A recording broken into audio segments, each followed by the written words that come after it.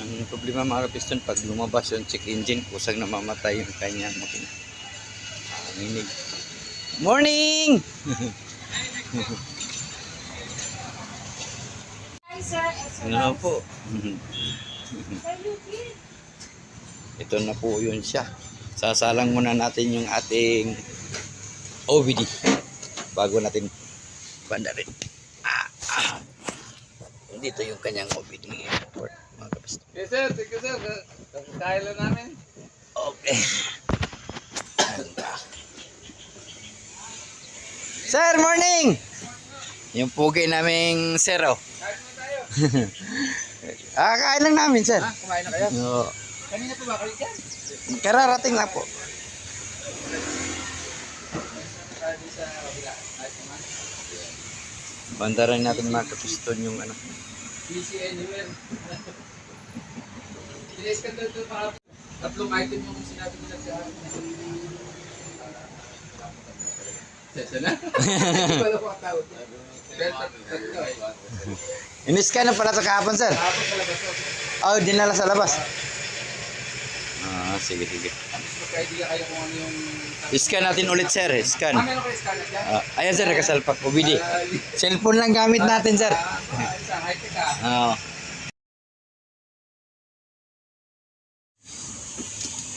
Ayun, mga kapiston. Nakita na yung ano. Yung diferensya. Putol yung isang wire ng ano. Dos ng injector.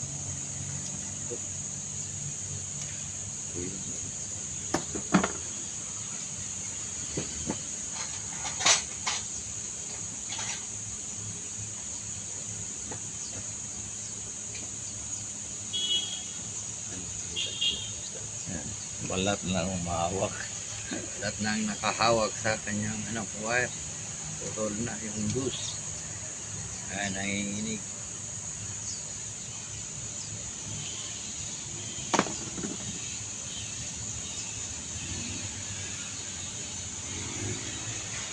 Dudugtong na lang yung dugtungan na lang yung motor para magkonekta. Inis-scan na to kahapon mga kapiston. Nagbayad sila ng 150 pag-scan lang. Hindi pa naayos. Ngayon, titingnan natin. Kailan lumabas sa pending na yan na injector circuit. Yung isa doon sa kabila, yung isang way. Tres yung naputol. Tres yung naputol sa isa. Sa isang wigo. Ito yung sakit niya, no? Madaling maputol yung wire, no? Oo, sa kuwan kasi ito. Vibration? Vibration ito, yan o. Oo nga pala. Dito sa Pero yung... nagkakuhan yan, matigas yan. Bakit nag-vibration nun?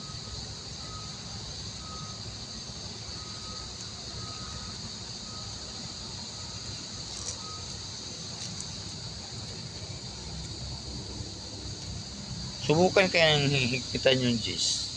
Kaya madali siyang maputol mga kapiston dahil dito. Malug.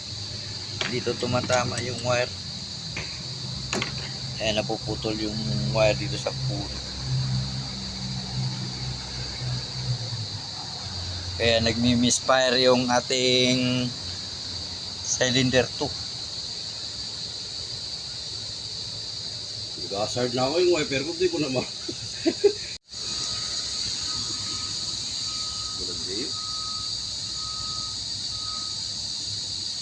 Kuha naman ang bulsa, hindi naman pagod.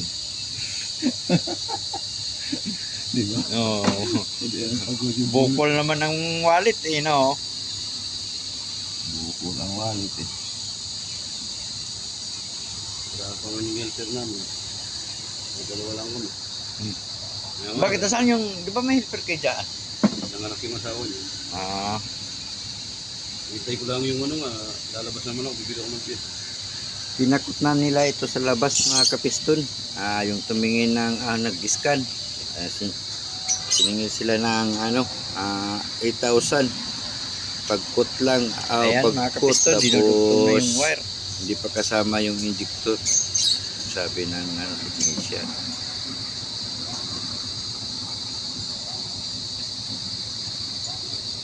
Minsan nga, ginamit ko to.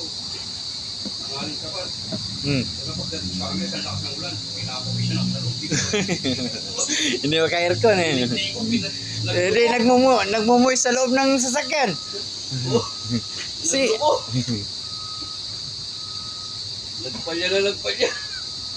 Pinatay ko yung aircon, puta na sa loob ka, pinapawisan, umulan.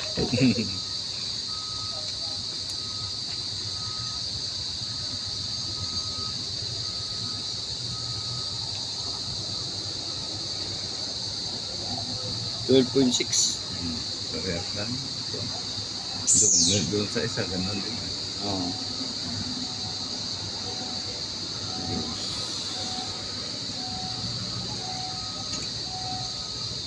Uy, natanggal.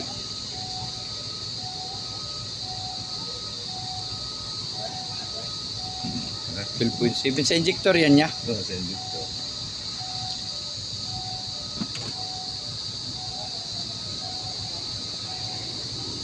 Injector reading niya, mga kapiston, 12.6, 12.7.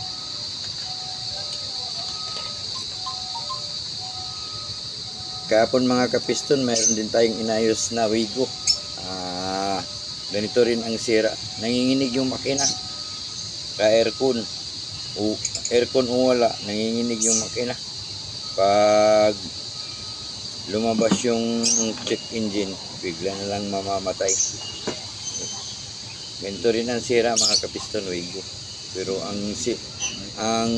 diferensya noon, yung ano naman, yung trace naman na wire sa injector ang naputol. Samantalang ito yung dus.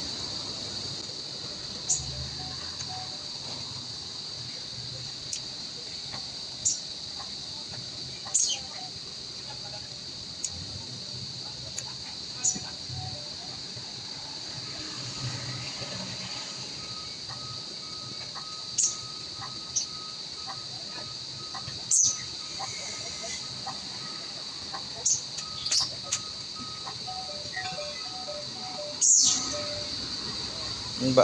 Natanggal yan. Putol to eh. Oh, putol. Kanina wala to eh. Hindi naman siguro yan mahuhugot.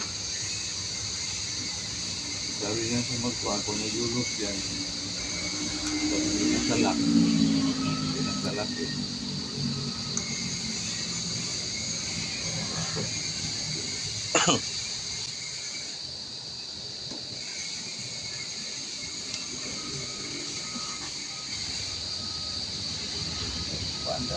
Yun, tapos na mga kapiston, pada rin lang natin. Subukan na natin pada rin mga kapiston.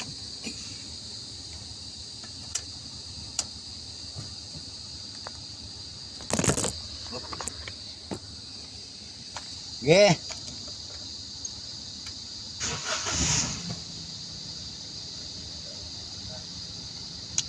Ganda na ng andar.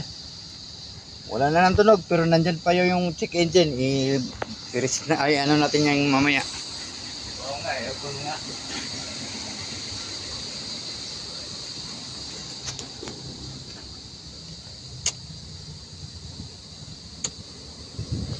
Ayun, naka-aircon na yan mga kapiston.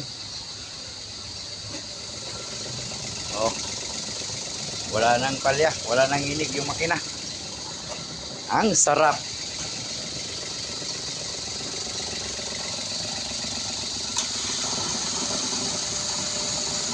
Ay, mayroon pa pala pindutin. Hindi na yan, okay na yan. Okay na yan, katulad din sa isa. Patay, palaki na to. Oh, teka lang ma. Buburahin ko muna yung ano. Ayan na, maganda na yung tunog mga kapiston. Okay mga kapiston. Ayos na yung ating Wigo. Ayan, wala nang lumabas na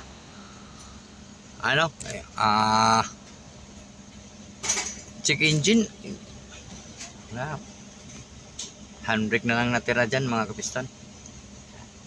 Yun lang ang sira, madali lang. nakuha na natin kagad mga kapiston. Salamat sa Diyos, hindi tayo pinahirapan. Bilis lang. Malaking pakinabang talaga sa atin yung ating OBD. Piston. Ayan na, nakakabit. Tanggalin na natin siya. Maraming salamat sa iyo, OBD. Ayan. Ayan, maraming salamat dito mga kapiston na hindi tayo pinahirapan.